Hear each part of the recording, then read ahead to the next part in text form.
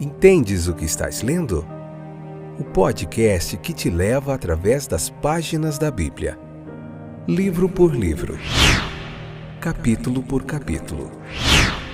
Uma exposição bíblica emocionante. Aperte os cintos e embarque comigo nesta viagem.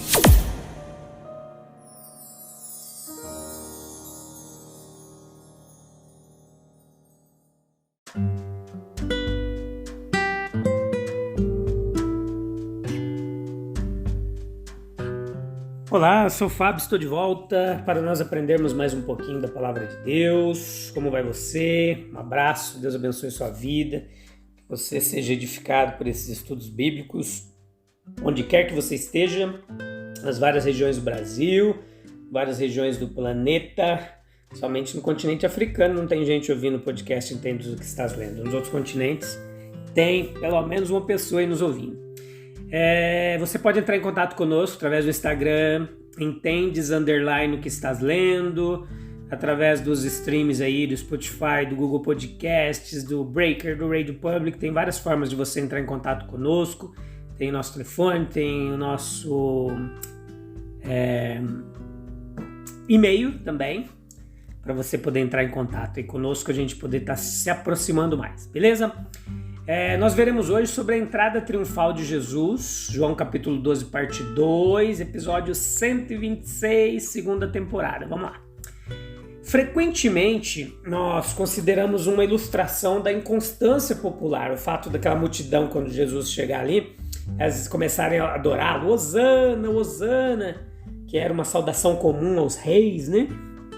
Então, e no outro dia seguinte, pouco tempo depois, eles estavam gritando, crucifica, o crucifica. Aqueles que gritaram Hosana foram pessoas que viram Jesus fazer as obras maravilhosas em suas próprias cidades, nas suas vilas. E para eles, o reino de Deus realmente chegou em poder. E eles tinham o direito de esperar manifestações ainda maiores e mais profundas quando o momento fosse oportuno para eles. Eles foram abençoados individualmente. Agora, eles queriam ser abençoados como um povo, nacionalmente, coletivamente. Louvor e oração seriam combinados em sua hosana. Eles dariam as boas-vindas a Jesus como um vencedor real. Era isso que eles costumavam fazer. E ao mesmo tempo expressariam sua crença de que ele tinha vitórias maiores ainda reservadas. Chegava agora a hora de Jesus levar para si seu grande poder e reinar. Portanto, embora soubesse como as pessoas estavam iludidas quanto à verdadeira natureza de sua missão, pois esperavam um reino terreno e não um reino que ele veio estabelecer, né? Ele estava iludidas quanto a essa natureza da sua missão. Ele aceitou a homenagem, o júbilo, como dirigido à pessoa certa e oferecida no momento certo. Sua verdadeira alegria e satisfação, ela vinha claramente de fontes mais puras do que os aplausos das multidões. Então, aquela procissão ali triunfal, ela simbolizava aquela atitude alegre, triunfante, que o verdadeiro povo de Jesus sempre é capaz de manter. Então, nós vemos que Jesus, o desejo daqueles gentios de língua grega que tinham ali, aquele chamado de prosélitos, que às vezes moravam fora de Israel, mas haviam aceitado a fé, haviam se tornado judeus pela fé, eles vinham a Jerusalém para as festas, participar da festa sagrada. E é um desejo que não pode ser explicado com certeza. Até que ponto eles foram animados por mera curiosidade, ou interesse inteligente, ou anseio espiritual, nós não sabemos. Mas a verdade é que eles quiseram se aproximar de Jesus. Então, a linguagem com que eles expressaram esse desejo não é apenas bela na sua simplicidade, mas também suscetível de apropriação por todos aqueles que sentiram necessidade do Salvador. Você pode ler o capítulo 12, você pode ver que depois da oferta de Maria, você vai ver ali os gregos adorando ele na entrada triunfal quando ele chega a Jerusalém. E esses gregos que tinham ouvido algo, talvez muito, a respeito de Jesus de Nazaré, eles tinham ouvido o suficiente para induzi-los a procurar uma entrevista pessoal e conhecer aquele grande profeta. Eles queriam estar perto e ouvir dele o que ele tinha a dizer.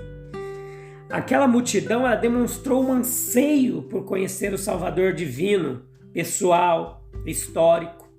Aqueles que pedem para ver Jesus, eles implicam por seu pedido que há um Jesus, que pode ser conhecido, e não simplesmente uma ficção, uma imaginação, mas alguém que é real e vivo, verdadeiro. Nunca durante o ministério de Jesus ele se escondeu daqueles que desejavam ter um encontro com ele. Ele sempre foi acessível aos necessitados, aos sofredores e tristes, aos pecadores e penitentes. Ele está pronto para fazer amizade, abençoar e salvar. Os homens pedem para ver Jesus. E a resposta é: olhai para mim e sede salvos. Os homens se aproximam timidamente de Jesus e ele os encoraja dizendo: vinde a mim, eu vos aliviarei. O desejo de encontrar a Cristo pode nos levar ao gozo das bênçãos que, por meio do conhecimento e da comunhão do Senhor Jesus, podem ser experimentadas pela alma que vê o Salvador com olhar, com uma verdadeira fé, abrindo os olhos do entendimento, a natureza iluminada, olhando para o Senhor, e olhar para Ele é viver. Os gregos foram os discípulos e os discípulos apresentaram eles ao Senhor. Eles próprios não podiam dar satisfação aos inquiridores, mas podiam conduzi-los àquele em que tal satisfação se encontrava. E assim é com aqueles que viram Jesus, que o conhecem. Eles podem apontar para aquele a quem conhecem e amam e podem dizer ao ouvir os outros: venham, eis o Cordeiro de Deus aqui, venham conhecer o Cordeiro de Deus. Como a fé do centurião que levou a mensagem: muitos virão do Oriente e do Ocidente e se assentarão no reino de Deus. Ou quando os samaritanos acreditaram nele, o Senhor viu que os campos já estavam maduros para a colheita. Então a indagação daqueles gregos deu origem à mensagem de Jesus, quando ele falou: olha, eu atrairei os homens a mim.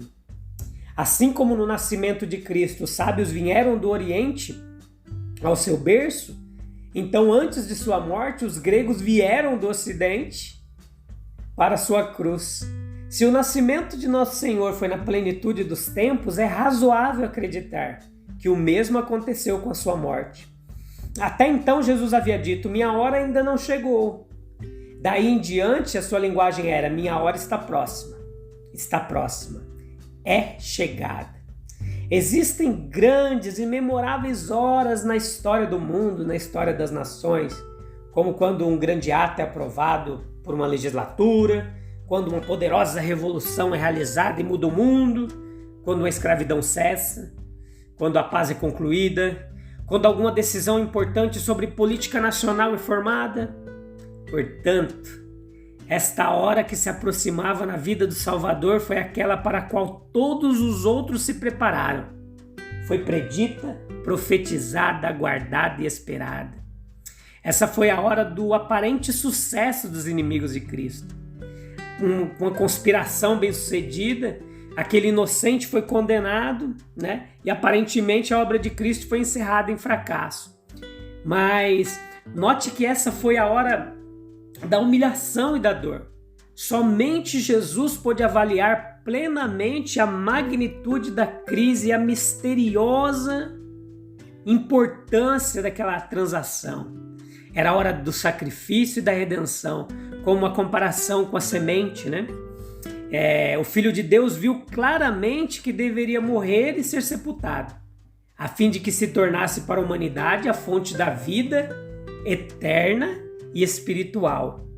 Note comigo, por exemplo, que a morte é o caminho mais improvável para a vida.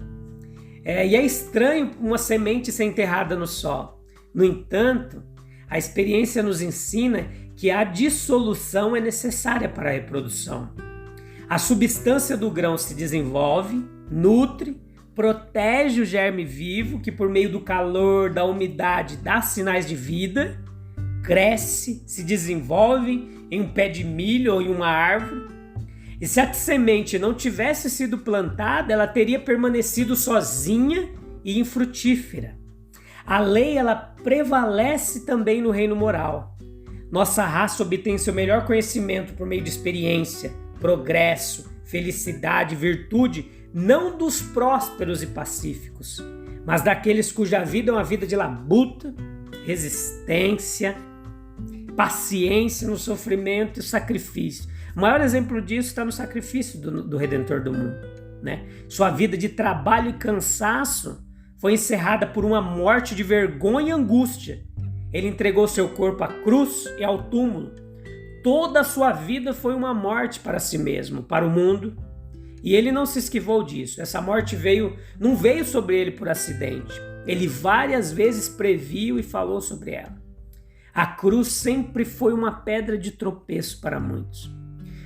Mas para multidões espiritualmente iluminadas e tocadas no coração pelo seu espírito, tem sido a suprema revelação de Deus. A cruz e o túmulo são ofensas àquele que não é espiritual. Mas para os cristãos são uma glória, uma sabedoria, uma alegria, o poder de Deus e a sabedoria de Deus. Tinha uma expressão latina que se usava antigamente, que era via crucis via lutia, que é caminho da cruz, caminho da luz.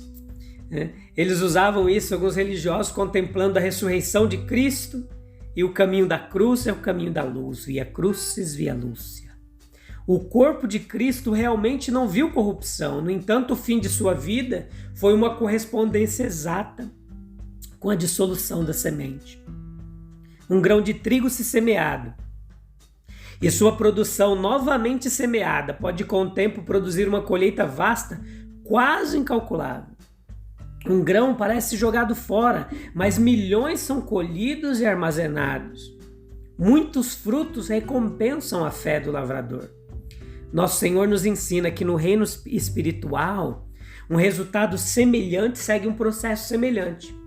Ele sabia que estava prestes a morrer, mas ele sabia que também sua morte, em um curto espaço de tempo, atrairia muitos discípulos, aumentou grandemente, se multiplicou. O fruto gerado no dia de Pentecostes, por exemplo, foi as primícias de uma colheita abundante e rica. Não apenas no mundo judaico, mas também entre os gentios, tornou-se manifesto que Jesus não morrera em vão. Israel conspirou para matá-lo, mas ele se tornou o salvador do verdadeiro Israel, o Israel de Deus. Os romanos o haviam matado, mas em algumas gerações o Império Romano reconheceria sua supremacia algum tempo depois, né? A história da cristandade é uma história de uma longa colheita, uma colheita produzida pela semente espiritual que foi semeada no Calvário. E o futuro ainda não revelou a vastidão da obra que Cristo realizou. Muitos virão do Oriente e do Ocidente, uma grande multidão, a quem nenhum homem pode contar, se juntará ao grato louvor e reverente adoração do céu. Em verdade vos digo, se o grão de trigo não cair na terra e morrer, ele fica só. Essas são palavras de Jesus que profeticamente se cumpriram nele. Beleza? Espero que você tenha aprendido mais um pouquinho hoje, se edificado. Essa palavra te alcance, te abençoe. Jesus, essa semente que deu tantos frutos. Um abraço, que você fique com Cristo, caminhe com Ele.